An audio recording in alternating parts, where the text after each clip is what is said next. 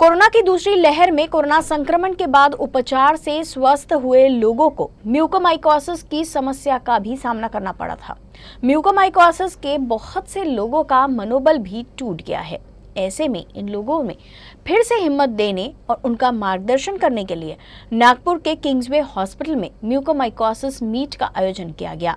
डॉक्टरों ने म्यूकोमाइकोसिस से स्वस्थ हुए लोगों का साइकोलॉजिकल और रिहैबिलिटेशन काउंसलिंग की।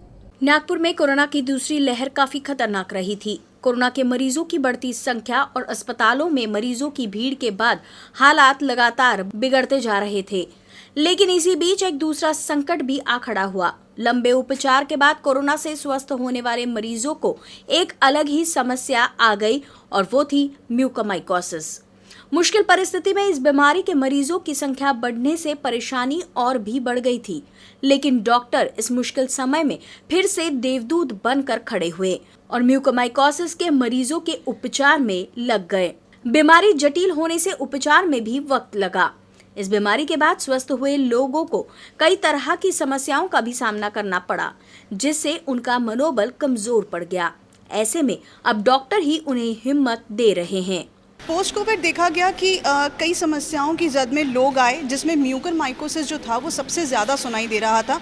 कई पेशेंट्स को माइल्ड सिम्टम्स देखे गए तो कई लोगों को क्रिटिकल कंडीशन देखी गई। इसमें किंग्सवे का बहुत अच्छा योगदान रहा। जो पेशेंट्स थे उनको ट्रीट करने के दौरान ऐसी कई समस्याएं हैं ट्रीटमेंट के अलावा जो पेशेंट्स को जूझनी पड़ी, जैसे कि उचित भोजन का अभाव हो सकता है या फिर फाइनेंशियल क्राइसिस हो सकते हैं। ऐसी कई चीज़ें हैं और इसी पे हेल्प करने के लिए किंग्सवे ने एक जो आयोजन है वो किया है आज, जिसका नाम है म्यूकर सर्वाइवर्स मीट। इस मीट के बारे में हम डॉक्टर से पर्सनली जानेंगे कि ये मीट एग्जैक्टली किस चीज़ के लिए, ये जो मीट का आयोजन है इसके पीछे का मकसद क्या है? बेसिकली जो म्यूकर के केसेस जो हुए थे, it's a pandemic, endemic in pandemic, यानी एक अर्थक्वेक आया था कोविड-19 का, उसमें सुनामी की तरह म्यूकोमाइकोसिस आए हुए हैं और सडनली चले गया। बट इसके इफ़ेक्ट्स क्या हुए हैं, साइकोलॉजिकली पेशेंट्स को क्या हो रहा है उनके दिमाग में, इनका सर्वाइवर कैसे रहेगा, इसके बाद में रिहैबिलिटेशन, डेंटल रिहैबिलिटेशन कैसे रहेगा, ये सब के लिए काफ़ी कन्फ्यूजन था इन पेशेंट्स में।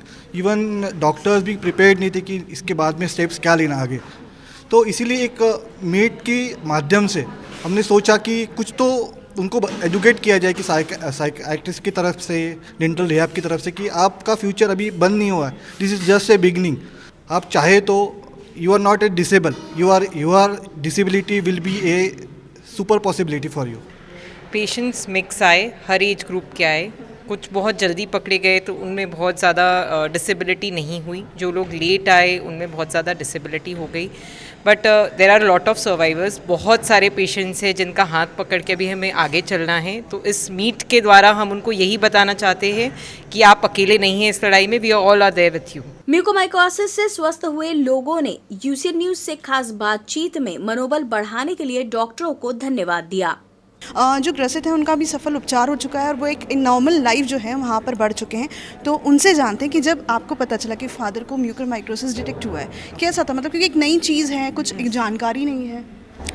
तो थोड़ा डर सा लगा था कि अरे अभी तो कोविड से रिलीफ हुआ है, उनकी एज को देख के तो एक मन में एक डर भी था कि ये क्या हो रहा है।